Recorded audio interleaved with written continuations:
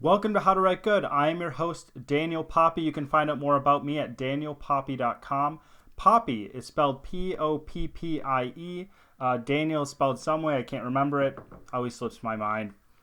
You can at my website, you can find a few different things. I've got this podcast, of course, going on. If you want to watch what you're listening to, if you happen to be listening, you can check this out on YouTube. This is actually going to be the first week that I'm going to be recording my face, so you can listen to my voice and watch my face and listen to my ideas. So win-win-win, of course. Or if you're watching this, you can also listen to this in podcast form, and you can find that at my website in podcast form.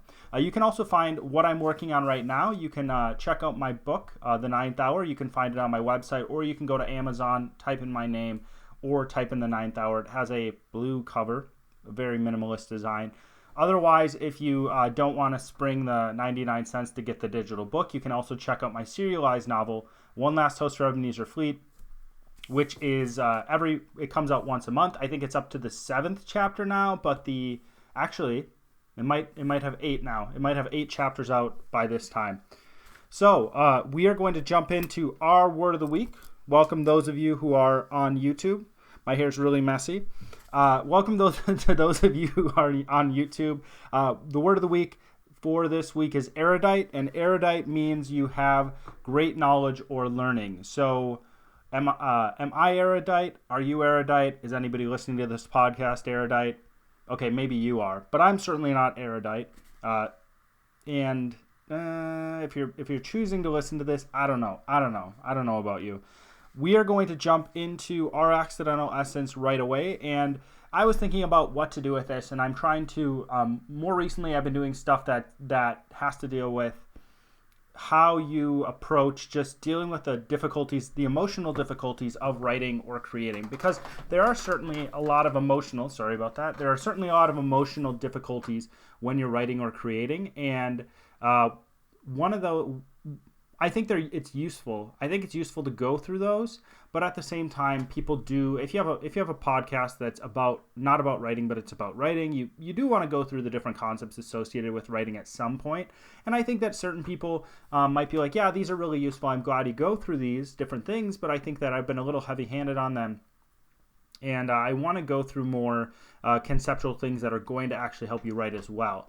For those of you who are new to the podcast or to whatever you're watching now, I don't know what you want to call it. For those of you who are new, I don't get into the nitty gritty of writing. I don't tell you, oh, this is the specific thing you need to do. I don't tell you not to use specific words.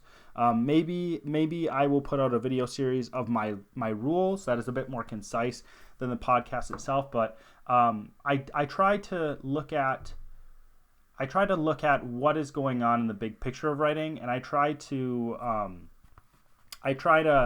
actually address things that are going to help everyone, or I try to approach it in a way that's going to help everyone. There's certain things where if you tell someone to do a specific thing in writing, it might be the case that it's best that they actually continue to do that. They don't, or they continue to do that thing. For example, there's the thing, don't use adverbs in your writing because it makes your writing more, it doesn't make it as strong. But someone might be amazing at using adverbs, or they might just have fun using adverbs. It might help them learn more, and I'm not into that very much. I think that you should develop your writing at your pace. Those things are parts of the language. Adverbs are parts of the language. What other things? I'm trying to think of other things people don't use, or they say, oh, never use this at all. Prologues, people don't like prologues in stories, but if you do it correctly, if you're really good at writing prologues, maybe it's good that you have a prologue in every single story. So that's kind of how I approach it at the same time. So if it works for you, if you can make something that is beautiful art, if your writing's beautiful and you have something that somebody says you shouldn't have in there, maybe you should leave it in there. That's just what I see. So I try to approach things from principles rather than just little nitty-gritty things that I think that are annoying to me. And there are certainly things in writing that are annoying to me, but I try to find out why they're annoying to me, because I might see 5 different things that are completely different when I'm reading something. I might see 5 things I don't like, and it might be the case that all 5 of those things come down to one principle. For example, I might be reading the story and I might find dialogue that's clunky. I might find a plot point, Deus ex machina, or however you want to say that, where it just it happens to be the case that the heroes are saved. I might find I might see something that is in the lore of the world that just doesn't make sense at all. And those all might come down to the fact that a person has a specific idea in their head that they're trying to convey. And it's not that the idea is bad. It's just that they don't have the ability to write it in a way that's good. So it could be the case that they just have an idea that they're bad at writing, right? They're not as good at writing. They don't have that skill. It's not necessarily because they write in a specific way, but they just have to develop that skill, which I think is perfectly fine. But it might also be the case that they think the world works in a specific way when it really doesn't. So they make assumptions about the world. They make assumptions about what's going on, and they arrive at a place that doesn't actually make sense. Or maybe they're just lazy, and everybody is lazy at some point. Am I lazy at certain times? Yes. Everybody's lazy. So if you feel lazy, just realize that everybody deals with it. A lot of people don't want to wake up in the morning, and you can do it. You can make it. So do something. Get up in the morning, start your day, wash your dishes, and do something good. All right. So what we are talking about today is what makes a plot satisfying. All right. And I don't think this is going to be what you expect. Maybe it will. Maybe I'm completely predictable. But I'm going to be approaching this a little bit differently. The first thing someone is going to be saying, the first thing I think you're going to run into if you start to look at what makes a plot good in writing is someone is going to say, oh, the first thing is the change in the plot, the actual change. Because if you have a plot that nothing happens within that plot, it's going to be a really boring plot. But even if you have a plot if you have a plot where things happen, people are going to be more interested in what's going on in that plot. And I think that at the core, that's actually correct. But I think it's a very simplistic answer. I think there's more to it, and I want to go through those things that would affect whether a plot would be powerful. Because I'm not just talking about whether a plot follows the rules, which storytelling does have specific rules. There are specific parts of a plot. Okay, it's not like you can do absolutely whatever you want. Any type of art has boundaries, and I guess I'd rather say it like that. Storytelling has boundaries. Any other type of art has boundaries. If you're going to paint, you actually have to use paint to paint. Otherwise, it's not painting, it's something else, right? You can make your own paint out of specific things, but it actually has to be paint that you use. If you paint and you're using a charcoal stick, you're not really painting. You're doing something else, right? You're drawing. I don't know what you're doing. You might just be smudging stuff up, but it's not the same thing. If you're going to be here, let's do it a little. Let's make it even more absurd. If you're going to be making a sculpture, and then you go out and dance in the street, and you say that you're dancing in the street is making a sculpture, well, everybody's going to laugh at you because that isn't the case. So it is the case that there are boundaries, and I'm just using that absurd. I'm just using that example because it is absurd, but it shows that there are boundaries. So maybe the boundaries to art are a lot bigger, and they're a lot more liberal. They're a lot more, not relaxed, I can't think of the exact word right now, but maybe those boundaries expand really far out, but at the same time, there are boundaries, and that's what I want to convey. So I think that saying, oh, well, the plot needs to change, I think it's too simplistic, and I think and maybe I fall into this trap too, and I'm going to be honest that I probably do with this podcast fairly often where, and the purpose of this podcast isn't to necessarily allow someone to take what I say and apply it directly, because if it was that case, I would be getting into the nitty gritty of writing, and I would just be saying, hey, you do it this way, you do it that way. The purpose of this podcast is really to get people thinking about how they write and to actually develop their own writing in the way that's going to work best for them. But I think this is simplistic because it does leave people hanging because you don't really know what they mean. Like you say, oh yeah, plot change, but how do I get from A to B? And I've been running into that issue a lot lately where somebody says something, I'm like, yeah, I understand what you're saying, but I don't know how to get from A to B. A lot of you, so let's start with here. A lot of you have probably heard about the 5-part or point narrative structure. Okay, this is, if you take any creative writing class, if they don't teach you this in a creative writing class, they've wasted your time. Let's just say that. If it's an introduction creative writing class, this needs to be in your creative writing class, because this is the bare bones basic part of writing. So the 5-point or 5-part narrative structure is exposition, or I like to think of it as setting the stage. This is the initial stasis. So stasis is everything. The equilibrium, the world that you've created, the story that you've started it's in balance. The world's good for the character in some case or whatever, right? Things are how they should be. You see this in, you see the 5-point narrative structure in the hero's journey a lot. So Star Wars, if you've ever watched Star Wars, you've seen it, the original ones. I'm talking about the original ones because Lucas essentially did that. He followed that really, really well. So setting the stage, you're setting the stage in the exposition. That's part 1. Number 2 is rising action, where you're building, things are happening, you're building tension. There's the climax, what everything is leading to. The tension breaks, right? But the tension breaks in a good way. All the tension builds up to this one area, and then this one specific point, and then there's that satisfaction of the tension breaking and something happening because of that tension. So this, after the climax, we get to the falling action. This is the effects that happen. This is where, if you have a fight, I'm going to do an example from real life that most people probably haven't run into. So if you are talking with somebody and you both turns into a heated argument, then what people are going to be expecting is that the heated argument, it keeps on heating up and heating up. It's like, oh man, they're really, really mad at each other. What people expect is someone to throw a punch or something big to happen. There's this rule in, I don't know if it's mysteries or whatever, but if you put I don't remember who said that this is a rule essentially in writing.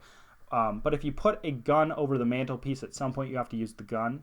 But when you are in a heated argument, there's almost this idea that if you're watching two people in a heated argument, you're waiting for somebody to throw a punch. Okay? And when they're in that heated argument before they throw the punch, that's when you're building the tension. That they keep on going back and forth. It keeps on getting higher and higher and higher. And then somebody throws a punch. That could be the climax of a story, right? And then after that, the climax of that story, then somebody falls over and maybe the person who threw the punch walks away, and then the other person just is on the ground holding their nose because they're bleeding. And that, you could say, is the falling action. You're seeing what's happening afterward. I think falling action is a bit more difficult to actually describe what it is, but it's like you throw the punch and then suddenly all the tension is gone, right? You're suddenly relaxed. You're suddenly like, oh, okay, now I'm going to see what happens after this because I just want to see like the results of this. And then the denouement is the new normal. Okay, so the falling action, the person's holding their nose, and then the new normal could be that you see them walk past each other later on in the day and they don't talk to each other, they shun each other, and that's the new normal. So the denouement is kind of the new stasis. Everything is back to a new normal. So that's like the 5-point narrative structure. And someone who tells you that the change in the story, when they say, oh, a good plot, a good story is based on the change in that story, they are probably thinking about the 5-point narrative structure, because they're saying, okay, we have this starting point. Well, I'm going to start back here. We have this starting point. It builds and builds and builds. There's a climax, and then after the climax, there's the falling action, and then there's this new normal, okay? And they probably are thinking, well, you go from the old normal, that old stasis, and you go to the new normal, the new stasis, and you get to the point where there's the change. And because of that change, there's satisfaction in the reader, there's satisfaction in the person watching the movie, whatever it is. Again, like I was saying, the hero's journey is an excellent look at the story structure. So if you run into any stories that are the hero's journey, they're going to have something similar. There's other pieces in that, but it's usually pretty simple. And because it's simple, it makes more sense to look at it and kind of analyze it. All right, I gotta flip stuff over. I'm losing my track of where I am. So there are multiple different pieces, though, that I think. Oh, I'm skipping ahead. Okay, but if we look at all stories that use this 5-point narrative structure, we see that it isn't just the case that you're using the 5-point narrative structure. That's where I'm getting to. You're not just creating a change in a story, right? You can, and there should be a change, I think, to make that satisfying. I think that is a rule in stories that is a good one. There should be a change in the story, and maybe it's the case. Okay, so there are stories that there's no change in the characters and there's no change in the stories, but you have to do it in a very you have to remember why people are satisfied by the story. Anyway, you have to remember why stories are satisfying to people. You have to remember why people engage with stories is because there is that building of tension, there is that climax, there is that change at the end. Now, I don't think you have to necessarily have that change, but you have to be cognizant of the fact that that's why people connect to it, so that you can somehow make that come across to people, even if there is no change in the story itself, even if everything goes back to how it was before. But I don't think that, I think that most people would agree, and I think that most people listening to this podcast would agree that you can't just paint by number. You might strike on an excellent story just by filling in the story with ideas into this format. You might find a great story, but in almost every single case, it isn't good enough just to paint by number and fill in this story structure. You've got to do more. And I think most of you would agree with that. I also think most writers would agree with that as well, or any writer that you like, any writer that you find they tell really good stories, I think would agree with that. So you just can't fill in the structure is what I'm saying. I think like I said before, the structure is a great starting place. I think that you should understand it. I think that if you don't understand it, I think that if you're someone who doesn't get the structure, you don't understand it, I think you could plot out a story and you could still arrive at a good story despite the fact that you don't know the structure, just because human minds tend to follow that anyway. What am I trying to say here? Human minds are so programmed to enjoy stories that if you're telling a story and you don't understand the story structure, you're probably going to follow some sort of the story structure anyway. And you can always analyze how you've done it afterward, just to see if everything's going well.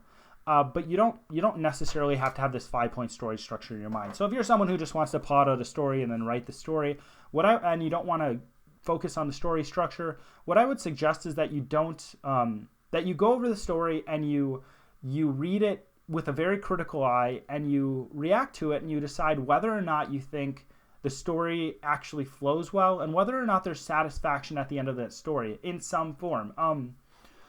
There's certain stories, if you have a tragedy as opposed to a comedy, if you have a tragedy where everything is horrible in the story, sorry, my hair's getting in my face. If you have a tragedy where everything ends up horribly in the story, there's still a change, but you can still analyze whether that story flowed well, whether it made sense as you were reading it, whether it ended in a way that was satisfying based on what happened before, or at the very least ended in a way that made sense. Okay, so if you don't want to go with the story structure, I think you could be okay. I think it's always best to have it in the back of your mind. I think that it shouldn't go. I don't think it should govern every little tiny piece. So if you're just plugging things in, I think it's a bad thing. I think there's no one answer to why a story is not good or why a story is good.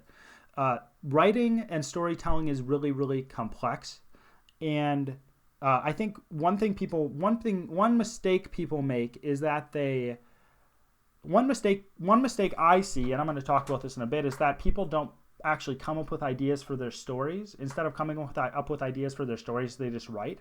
And every author you talk to, whether it's going to be the biggest author on the earth, the most successful author, or an author who's written only a few books and isn't very successful, they've gone through multiple edits. They've gone over their book multiple times, probably more than, they've probably gone over their book at least 5 times, at the very least 5 times, which means that they have to keep on getting it better. There's the story structure. They have to make sure all the pieces fit together. After they make sure all the pieces fit together, they actually have to make sure all the littler pieces fit together. They have to make sure they don't have tons of grammar mistakes, or they have to make sure that that dialogue is the way they want it. They have to make sure characters come across in a specific way. They have to make sure the world comes across in the specific way. They have to make sure everything flows well. They have to make sure the characters fit into that flow well. There's a lot of different pieces. Most authors, if you're writing genre fiction and you're writing something like romance or mystery, you're dealing with 60,000 words. Okay, you're dealing with 60,000 words, and when you're dealing with 60,000 words, 60,000 words is a lot of pieces of information. The reason why not as many people read books and more people watch movies or television is because of the fact that it's more difficult to do that. I don't think it's, and at the same time, it might be more difficult to make a film. There's more people putting time into it, but there's a lot of bits and pieces that individual person, that individual author is putting together to create that book. So it makes sense that there's no one answer to why one book is excellent and one book is different. Also, just to take on this idea, and I'm going to go through things that you can check out. I'm going to go through ideas that can help you write better. I think this is going to help you analyze your story, analyze what you're doing. But there are so many different things that make a book good or bad. And on top of it, there's so many different writers. And every single writer is going to have their own style. And not every person is going to like that writer because every person is different. Every person connects to a writer for a different reason. Okay. My hat's not on right. I don't care. It's all right. So the first reason, the first thing I would ask you to ask yourself is this book isn't hitting home. This story isn't hitting home. And I would ask yourself, how's your writing? Look at your writing. Look at how it's going. Is it good enough? Now, I always default to being super critical of your own writing. Just essentially keep on writing despite the fact that you think your writing is trash. That's what I think of it. So keep on writing despite the fact that you think your writing is trash. But it might be the case that your story isn't working out because the writing isn't good writing. You are not alone. A lot of people complained about. Okay, I'm not a Game of Thrones fan. I haven't watched it. I haven't read the books. I'm going to read the books eventually. If he ever finishes them, he's going to die before he finishes. Martin's going to die before he finishes those books. I wouldn't be surprised. Honestly, I wouldn't be surprised if he died before he did, because you have to think about it, because he's been writing those forever. He's been writing those since the 80s or 90s, and he put 2 out right away, and then he skipped ahead. It's been a long time since he put out the last one. I don't know. And he's an old man. So if you're someone who wants to finish those books, don't expect them to be finished before he dies. Just expect him to die first and somebody else to finish the books. So look at how's your writing. So the Game of Thrones, a lot of people complained about the last season. And a lot of people I ran into who were even writers said they didn't like the last season. The ideas were good. Excuse me. The ideas were good, but the writing was bad. Okay, so you can have good ideas. You can have awesome ideas, but if you can't deliver on the writing, then your ideas are going to fall flat. This happened a lot to a lot of 70s and 60s science fiction authors. Sorry, I'm moving around a bit, so it's my face. I try to keep it close to my mic. There's a lot of science fiction authors who have really good ideas, but they're not awesome writers, okay? So your writing might not be good. Now, I've talked about this in the past. You don't have to be the best writer in the world to write fiction. You don't have to be the best writer in the world to be a successful author. There's a lot of authors who are really successful who are not these awesome writers. There's a certain threshold you do have to meet. You do have to meet a certain threshold for writing, but after you hit that threshold, there's a lot of. It depends on what you're doing too, right? If you're doing self-publishing, I think you actually have to be a bit better at writing. If you haven't published anything before, you have to really make that a good book so it sells. People really are grabbed by it. If you're famous, if anybody who's famous is listening to this, reach out to me. I will give you a few of my books. You can give it to some of your famous friends if you know them. But if you're famous, you can just go to a publishing house if you're famous enough and be like, hey, I'm famous. I want to write a book. And they'll probably be like, oh, yeah, sure, you want to write a book? We'll help you get that done because you already have a platform. So make sure your writing is good, first of all. Make sure your writing is up to par. Make sure and it's not just how pretty your writing is. Good writing isn't just how pretty your writing is. Good writing is the itty bitty content. It's the actual content you're putting into your writing, right? So you could have something plotted out that's awesome. you could have an idea that plotted out that is really, really cool. For example, I don't know. I'm trying to I'm trying to think of something I really like. So I like the opening scene of House of Cards on Netflix. So if you have Netflix, check out the opening scene.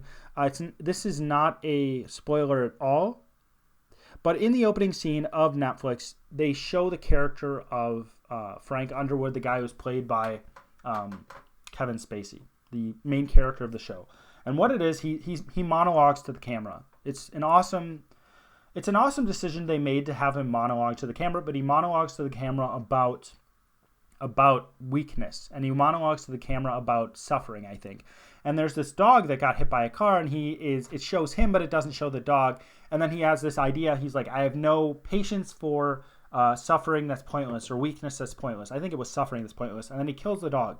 So it shows his character, and the writing on top of it's really good. So that's a really cool idea. They're like, man, what if we had him talking to the camera, and we had him talking about weakness and how he doesn't have any patience for it, and he doesn't have any patience for pointless suffering, and then he kills the dog just to show that. But if they had his dialogue really clunky, then it wouldn't have worked as well. Maybe it would have worked still, but they had very good dialogue to put with that. They had dialogue.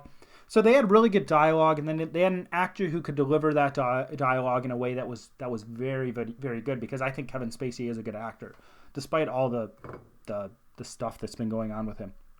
But Game of Thrones season 8, and I've heard some other seasons that led up to it, they had good ideas is what I hear, but they did not deliver on those ideas. It might be the case. Here's an opinion, and I don't know if this is correct, so take this with a grain of salt. I'm fairly convinced that you could have any idea and write it in a way that is good. You just have to write it well. So certainly good, really awesome ideas are going to help you a lot. But even if you take two people talking about something very mundane and you do it in a specific way, then you're going to have a lot bigger impact, right? Than if you do it poorly. So always go back to your writing. Always be very critical of your writing. Hold two things in mind when you're writing first drafts. Caveat: when you're writing first drafts, just let yourself do whatever. But when you're editing, then get down to work and actually see if the writing's good. Here's another thing related to that. What ideas are you using to fill out that story structure? And I touched on this before.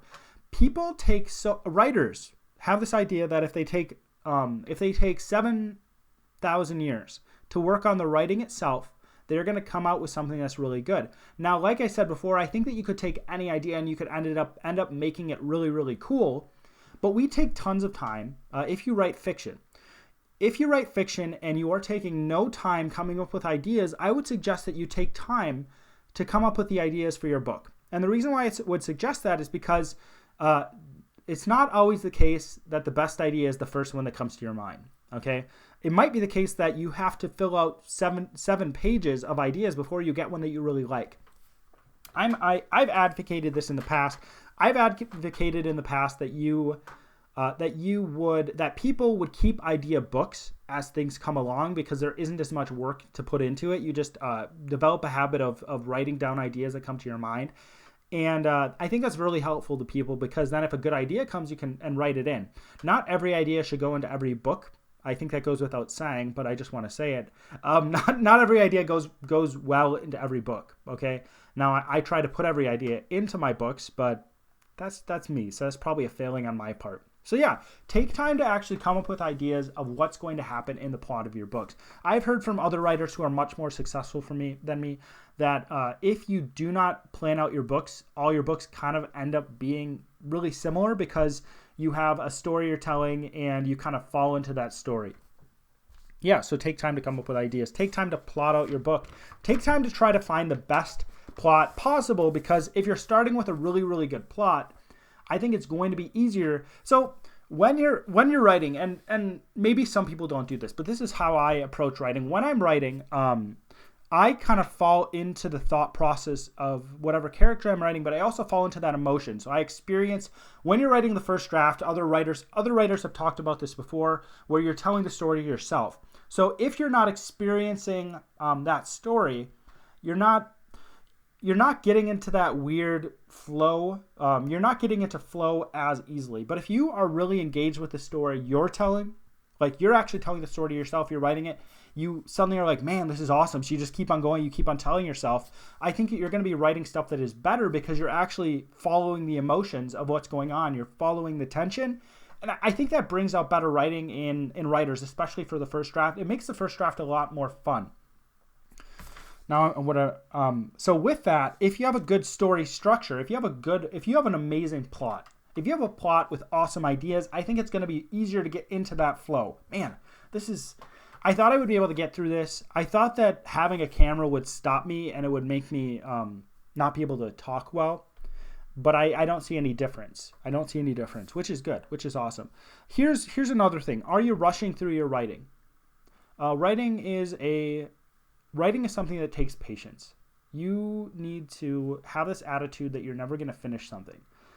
Well, you don't need to. You have to have an attitude of patience in writing, because if you have an attitude of patience, it's going to allow you to relax. It's going to allow creativity to come out.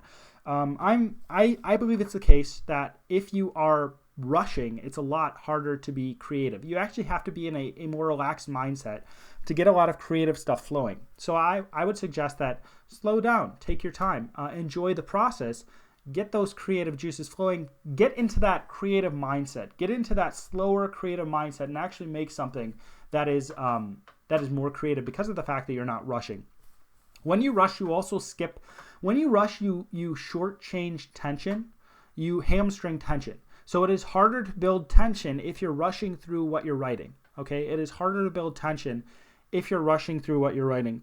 Now, the next one is, does your story flow or does it make sense? Okay, when you're reading through your story, if you're not good at seeing if your story flows, I would suggest that you have somebody else read it and they point out spots.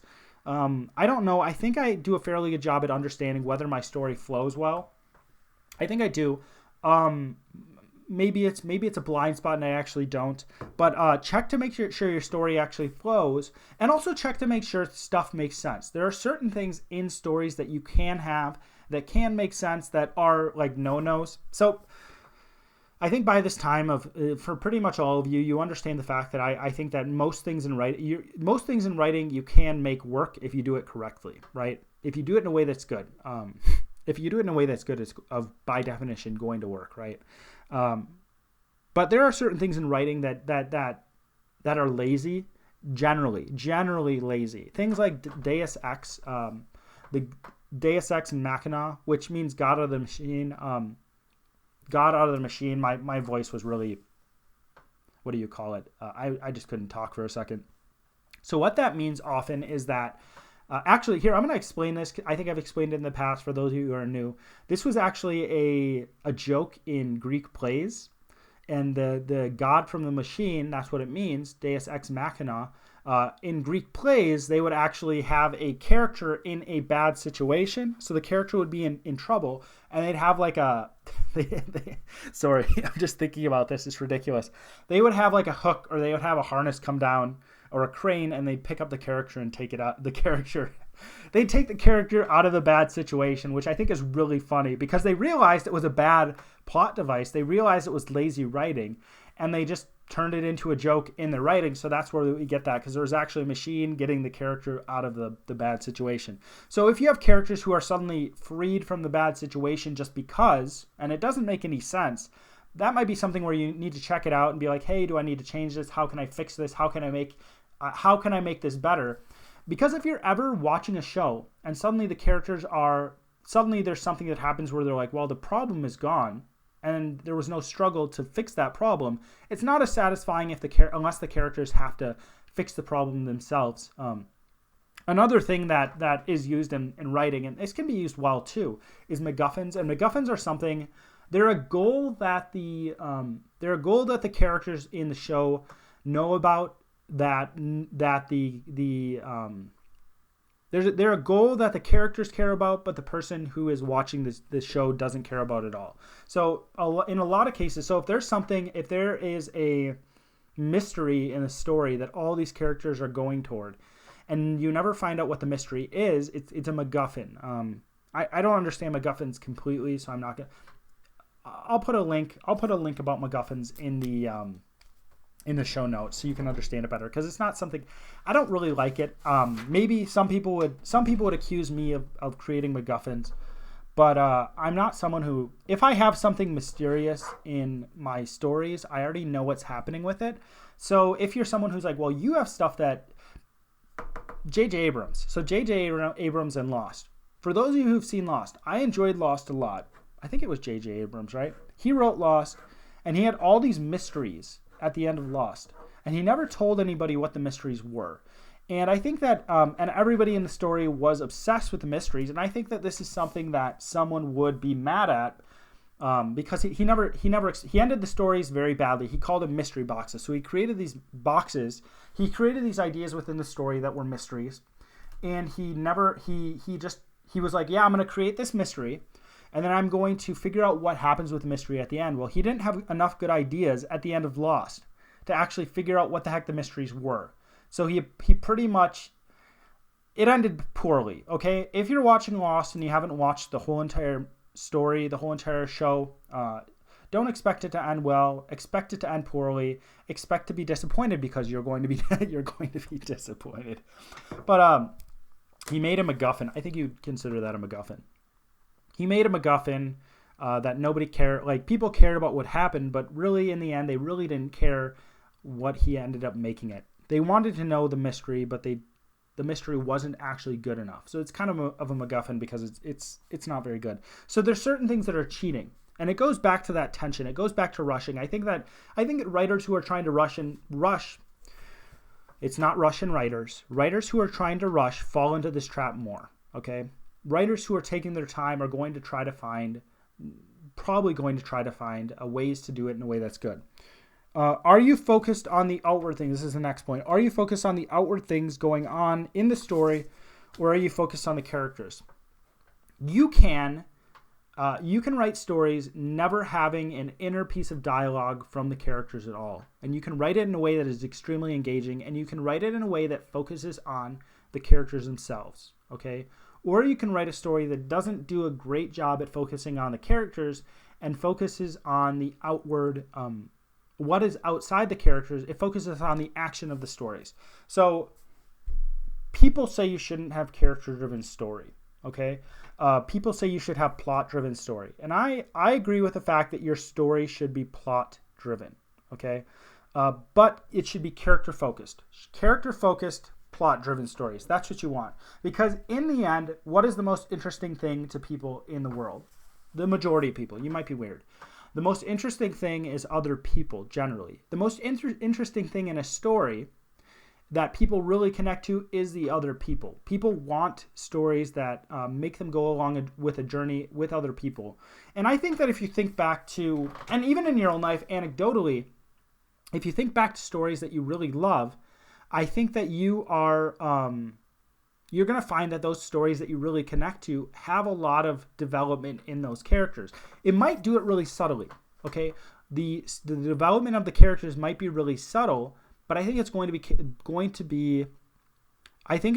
be stories that really show the characters, okay? And I think you're going to find the most satisfaction in what happens to those characters and how it affects those characters emotionally, how it changes who they are. I think you're going to find so much more satisfaction in that than if you just see the characters doing stuff. This is a trap superhero films fall into.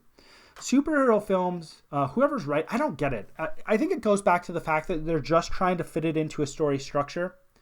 I think that they're like, oh, well, we've got our story. I think once you get to a certain point, you're extremely successful and you're too focused on money.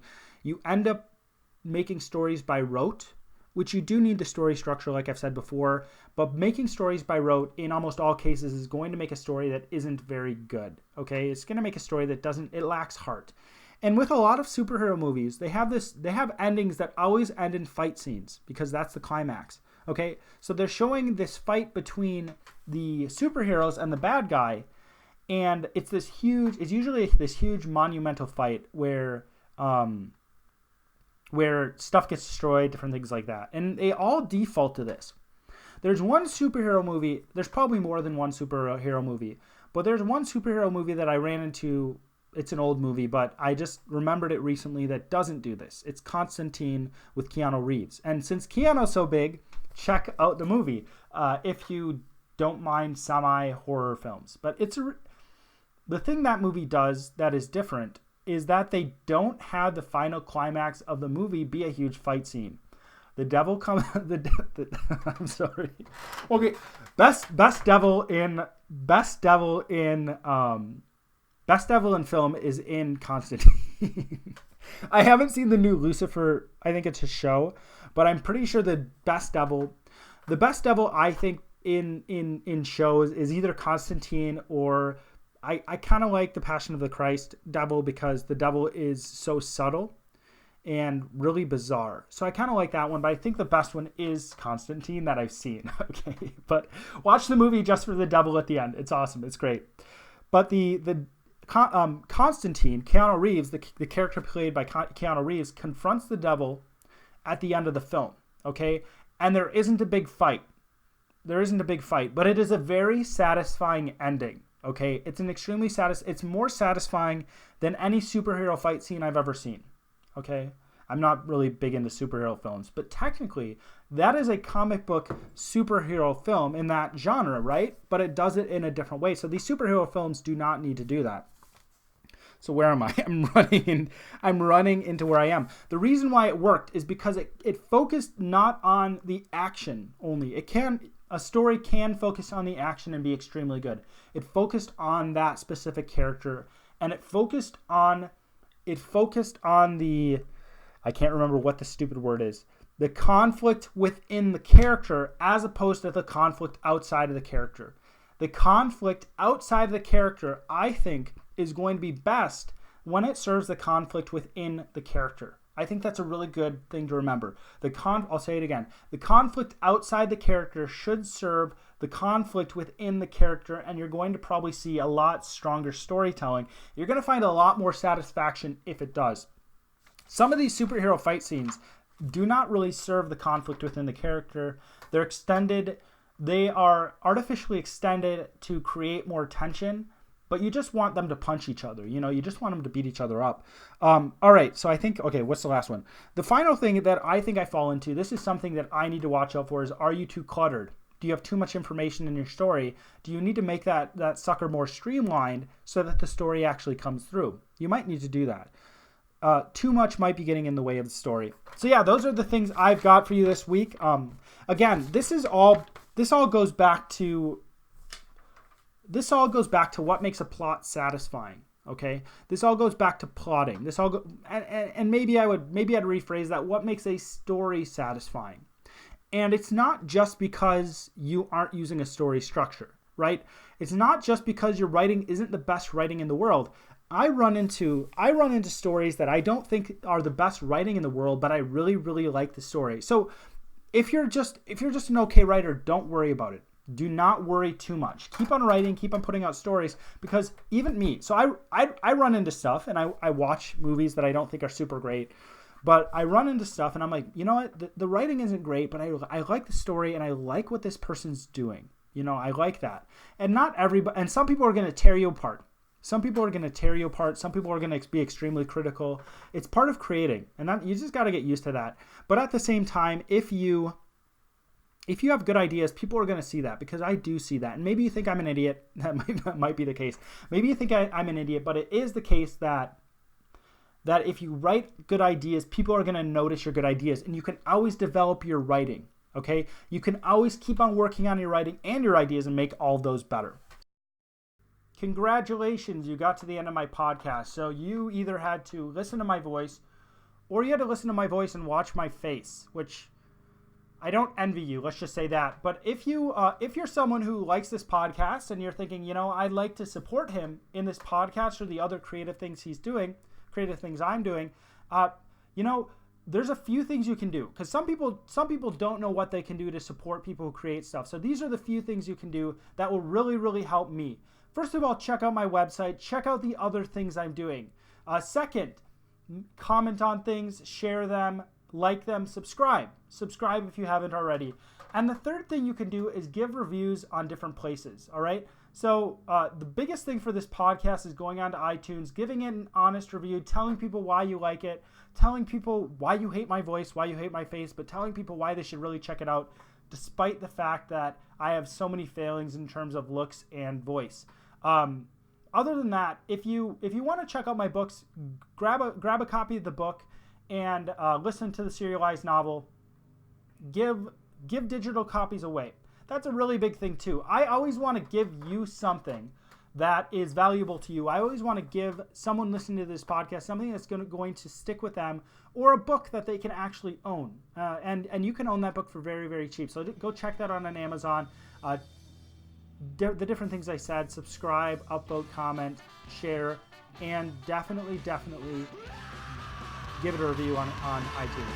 All right, as always, my name is Daniel Poppy, and this is How to Write Good.